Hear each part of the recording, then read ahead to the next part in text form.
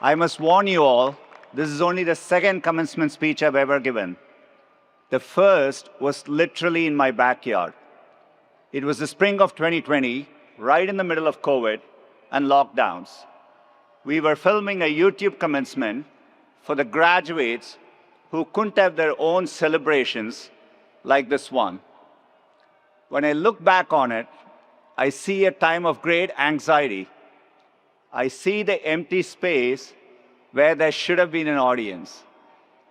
I see the haircut I gave myself right before filming. In fact, I really wish I could unsee it. Today, what I see in front of me is how graduation should be. Graduates celebrating together and with the people you love who have supported you on your journey. Your parents, relatives, friends, professors, and everyone who helped you reach this milestone. Let's give them another round of applause. They deserve it.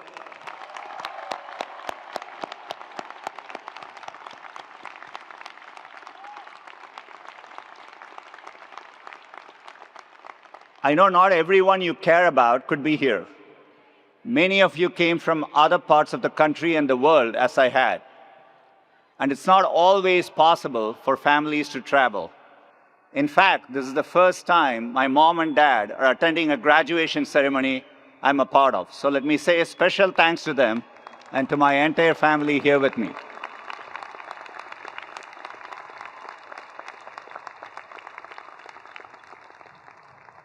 I know today is about giving you all advice, but people have also been giving me a lot of advice on what to say. Actually, it's been the same advice, and it's about what not to say. People thought it would be really difficult for me. It's the last two letters of my last name after all. In all honesty, the topic is truly immaterial to what I want to share with you. The most timeless advice I've learned is technology agnostic. It's about you, the life you want to build for yourself, and the choices that help you pursue that life. Some of you know what you're pursuing already. Congratulations. Enjoy closing down the Rose and Crown now. It gets tougher with a day job. Many of you may have absolutely no clue. That's okay too. I remember feeling uncertain on graduation day.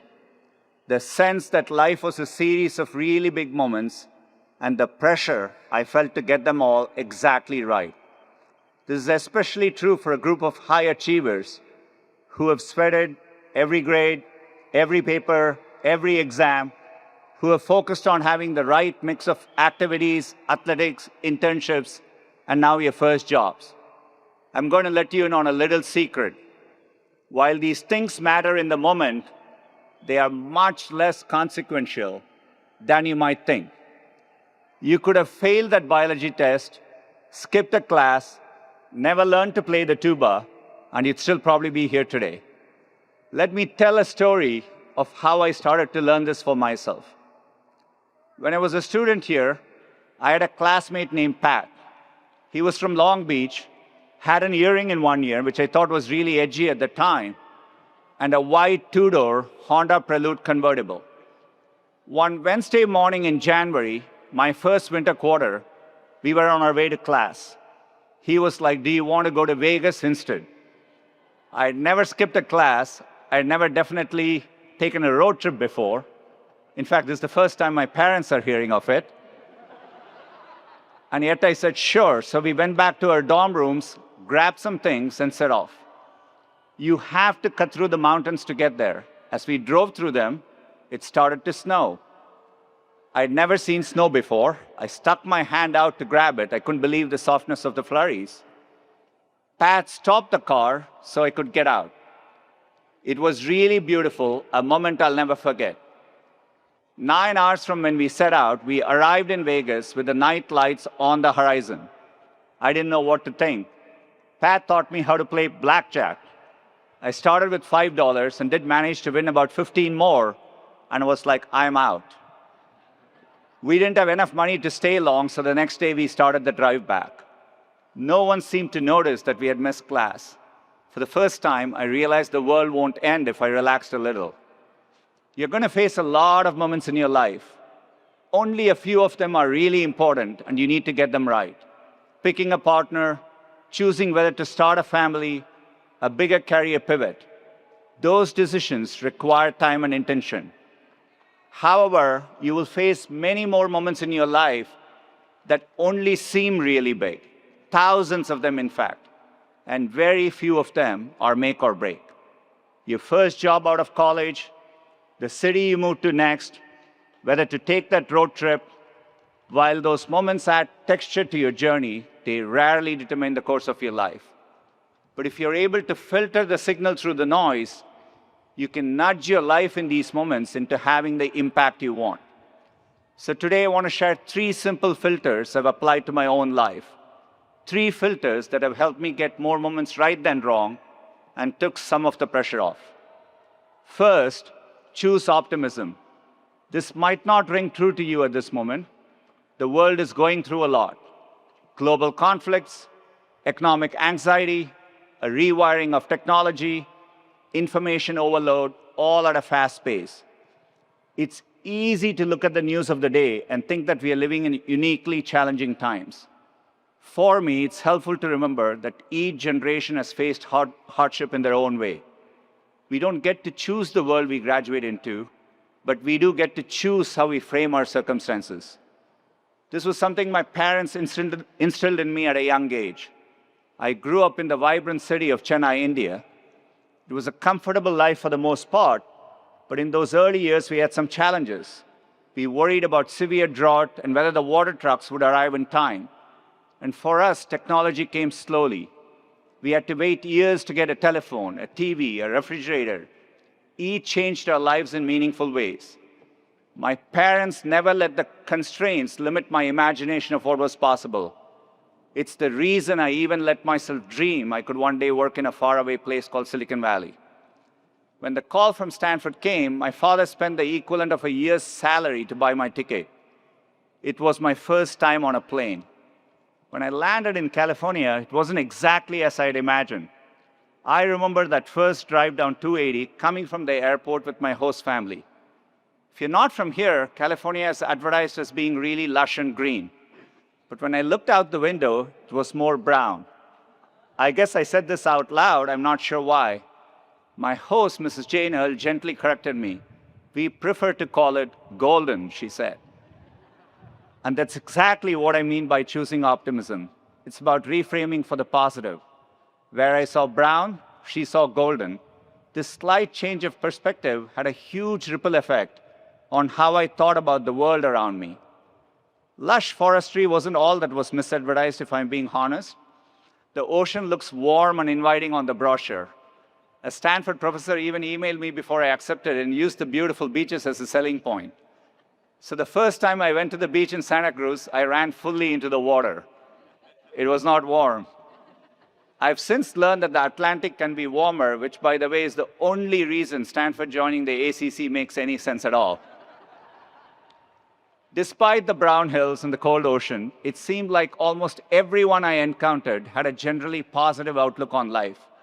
Maybe it's because you can wear shorts all year, I don't know. I found myself adopting this California optimism, and it helped me navigate one of my bigger pivots during my time at Stanford. I came here fully intending to get my PhD and to move into academics. Life had other plans, and I needed to get a job sooner. So I left my doctorate program, and Stanford was generous to offer me the chance to fulfill the requirements for a master's. I could have seen it as the end of a dream, but thanks to Mrs. Earl, I was able to see that particular brown hill as golden. In that moment, I chose optimism. The second filter is to gravitate towards working on hard things. I'd love to tell you I was an immediate success after leaving Stanford. I wasn't. Even a decade later, I felt like I wasn't on the right path and took me a while to find my footing. Until I applied to Google, I had my final interview there in 2004. It was April Fool's Day and the day Gmail launched. So when my interviewer asked me about it, I wasn't sure if it was a joke or a real product. That's because at the time, 1 gigabyte of free storage for everyone felt super ambitious and almost impossible. A couple years into the job, I got my chance to work on a seemingly impossible problem too. It was around this time that the internet was moving into a new phase. The web was evolving from simple web pages to rich applications. There was a group of us that felt we could reimagine the browser to be much better and faster, and we had an early prototype that we thought was pretty good. Internally, there was a consensus that building a browser would be incredibly difficult, requiring hundreds of engineers. We had a group of about 10. The consensus was right. It was going to be really hard. In some ways, we were naive, and it's good to be a bit irrational when you approach new things. And in 2008, we launched what we thought was a great browser. We had 8 million users in the first 24 hours, and the reviews were really positive, and then user growth stagnated. After a year, we had around 2% share. I remember Steve Ballmer, the CEO of Microsoft, made fun of Chrome in an interview and called it a rounding error. It could have been demoralizing, but with that California optimism, I told the team that the fact he went out of his way to dismiss us meant we were doing something right. We kept going, setting highly aggressive stretch goals to keep the team pushing. We rapidly iterated, shipping the browser every 6 weeks, while others shipped one maybe every 6 months to a year. Success began to follow. Working on hard things has taught me a lot. It typically attracts other great and optimistic people. And even if you miss meeting the high goals you set, you will still achieve something great. So when you have the choice to work on something hard, say yes. And the third filter I use, when all else is equal, do the thing that excites you. For me, there has always been access to technology. The more access my family had, the better our lives got. I didn't have much access to a computer until I came to Stanford.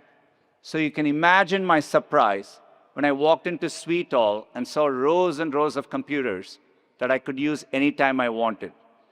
It was 1993, and the internet was being built literally all around me. I saw it as a fundamental enabler of human progress. The idea that I could be a part of bringing it to as many people as possible was exciting. It's why I took the offer at Google, why I jumped at the chance to work on projects like Chromebooks and Android later on. Several years ago, I remember meeting a group of women in rural India using Android smartphones for the first time to learn new trades, to speak with loved ones far away. And I remember visiting a classroom in Pittsburgh and seeing students from different backgrounds learning through the products I helped to build. Seeing computing change people's lives as it had changed mine was the most exciting thing in the world to me.